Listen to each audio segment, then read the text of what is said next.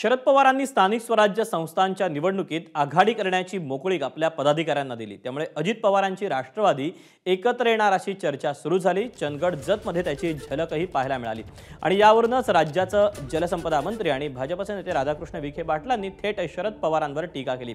शरद पवारांपुढे पर्याय न राहिल्याने ते अजित पवारांकडे जाणार असं भाकीत त्यांनी वर्तवलं।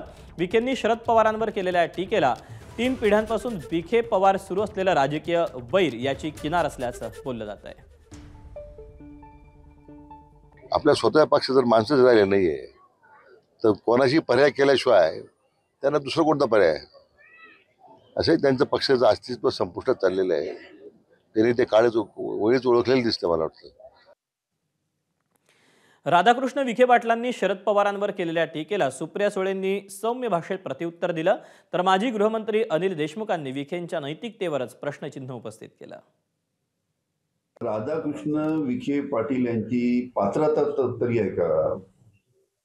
माननीय शरद पवार साहेबांवर टीका करायची त्यांची पात्रता आहे का? सत्तेसाठी नैतिकता, तत्व, निष्ठा गहाण करून भारतीय जनता पार्टीत गेलेले आहे। आणि राहिला आता प्रश्न माननीय शरद पवार साहेबांच्या पक्षाच्या अस्तित्वाचा, ते तर पवार साहेबांच्या राष्ट्रवादी काँग्रेसनी लोकसभेच्या निवडणुकीमध्ये निलेश लंकेच्या माध्यमातून राधाकृष्ण विखे पाटील यांना दाखवून दिलेलं आहे।